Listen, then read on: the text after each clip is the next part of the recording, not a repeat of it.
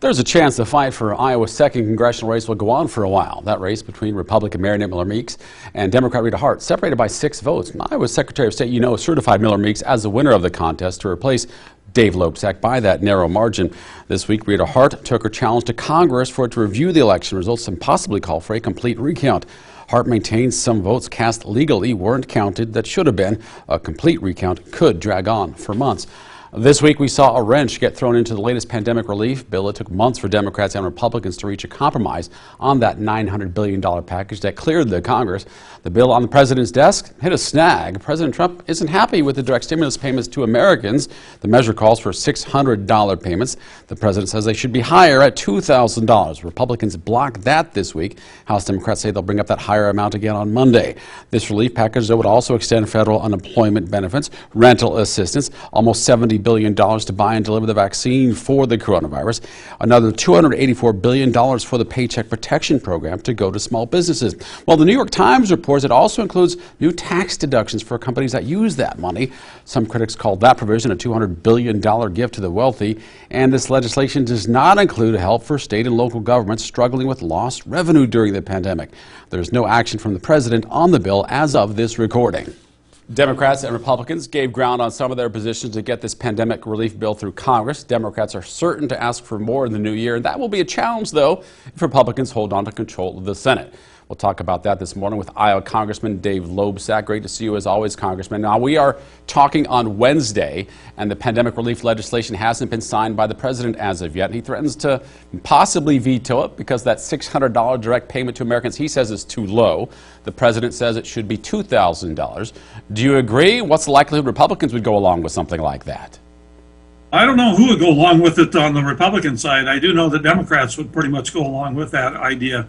We were calling for more than the 600 from the very beginning.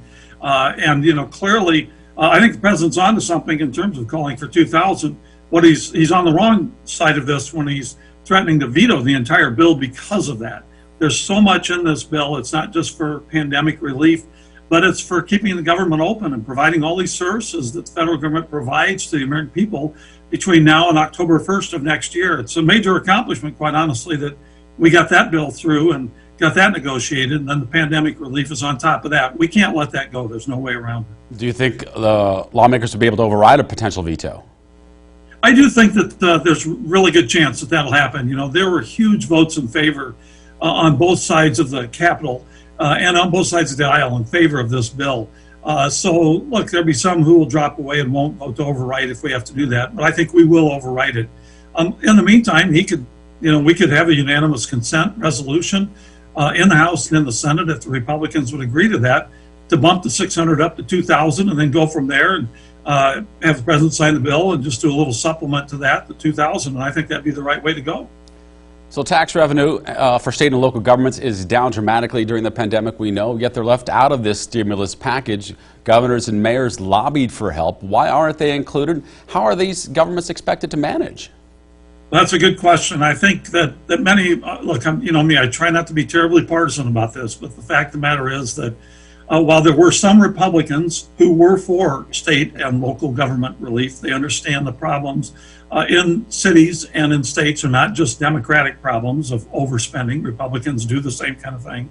And Democrats and Republicans alike meet their obligations in states. But because of the, as you said, the reduced revenues because of the pandemic, a lot of states and localities are hurting in terms of revenues, and that's going to hurt their services. It's going to hurt the providing first responders, their money. It's going to hurt all kinds of folks, and we just can't have that. And we just saw Mitch McConnell. He put his foot down and he refused to do it. He refused for months and months and months. And hopefully, when we get a new president, hopefully when there's a different Congress, they'll be able to move forward on that in my absence. Yeah, you talk about Democrats promising to revisit this and push another round of stimulus in the new year. Now, as you mentioned, we know you won't be in Congress for that. But do you think that's possible to get done, given there's likely to still be a divided government and after the ground that Democrats gave up to this legislation to the president? Yeah, I think that there's a real possibility that the new Congress can go forward on the state and local aid front because, as I said, there are a lot of Republicans in the House and in the Senate who understand that through no fault of their own, these states and local governments are lacking in resources because of the pandemic. They're not getting the tax revenues that they got before, the hotel tax, those kinds of things. So there are people who sort of look at this rationally and not just through a political partisan lens, and they understand that. And I think there's an opportunity to get both sides together going forward in the new year. This legislation includes measures to regulate climate policy, protection from surprise medical bills, and money for broadband infrastructure that aren't directly related to the pandemic.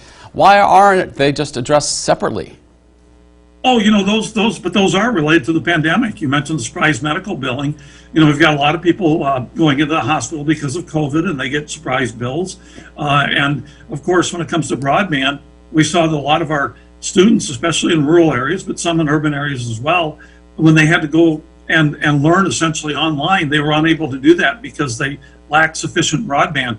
So, much of this is in fact related directly to the pandemic, but we've got problems of course, that exist out there and did before the pandemic. And the pandemic, I think, has only heightened the concerns and the awareness of those problems, not only in rural areas, but urban areas as well. And that's why we have that assistance there. Yeah, it probably did highlight the need there, but yes, they were probably existing as issues before the pandemic, which is why I brought it up. So Democrats complained about the Federal Reserve having too much freedom in its lending authority during the pandemic under the Trump administration, yet Republicans got their way and gave money to whom they wanted with little regulations. Now Republicans are fighting to limit the Fed's ability under a potential Biden administration. What impact do you think that will have? Well, that's a great question. It's kind of funny how we've talked about this before, how political partisans take the same positions that they were opposed to previously, and that's happened now certainly with the Republicans. They talk about this being a slush fund for Democrats for Joe Biden, and Democrats talked about it being a slush fund for Donald Trump.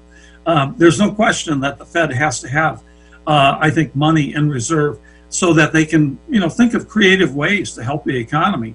And that was something that really was holding this bill up. There's no question about that. It's really, again, another example of where we have folks on both sides of the aisle just talking past one another, which is really unfortunate. But it got resolved. Now we're moving forward, and that's what we got to continue to do. We step away from my conversation with Dave Loebsack for a moment. Coming up, electronic incursion. What steps the United States needs to take to protect itself from wide-scale cyber attacks like the one recently discovered. For the record.